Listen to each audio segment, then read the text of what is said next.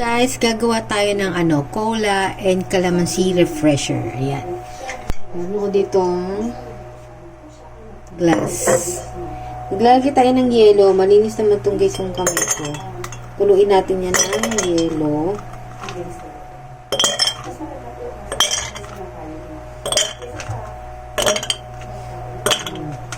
Para mas masarap.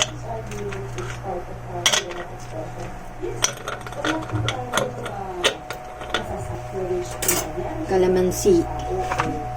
Yan, dalawa na lang kasing kalamansi dito sa bahay.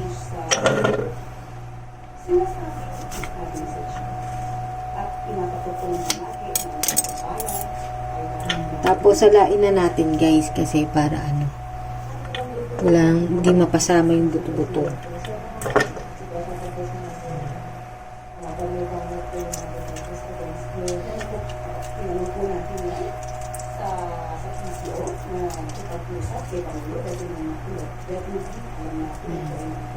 Dapat mas marami guys na kalamansi na ubusan na kasi ako.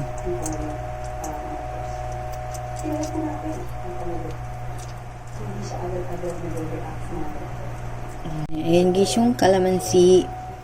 Pwede nyo pang mas dagdagan yung kalamansi.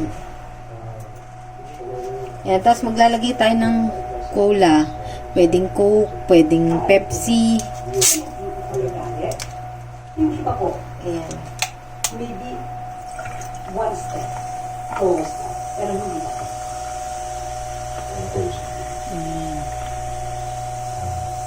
Sa amin binili. This is good.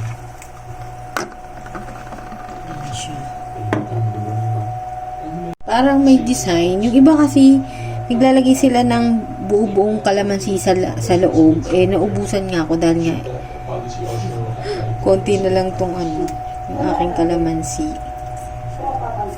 Yung iba kasi naglalagay pa ng mga pan-design, ganyan. Ayan. Naglagay tayo ng pang-design. Yun naman sa pangyayari. At isa sa Toothpick. Ito optional lang naman to guys. Para lang to maganda sa thumbnail. Net trigger ay yung patungkol sa nagde-deliver na suka. Kung meron pa kayong extrang kalamansi, pwedeng yung hindi pa napiga. Ganyan lang natin siya. Patong lang. Ayan siya guys.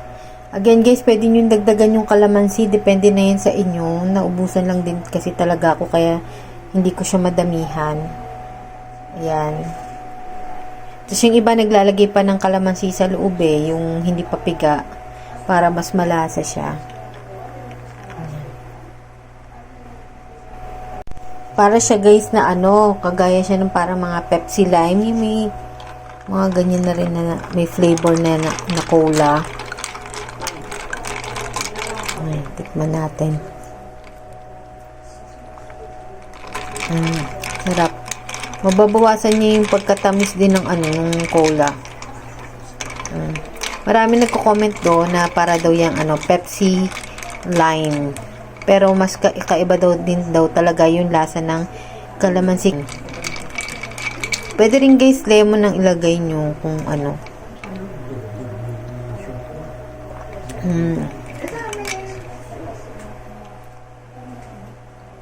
Patikim natin kay mother. Ayan, patikim natin kay mother. Okay lang yung lasa. Yung tondo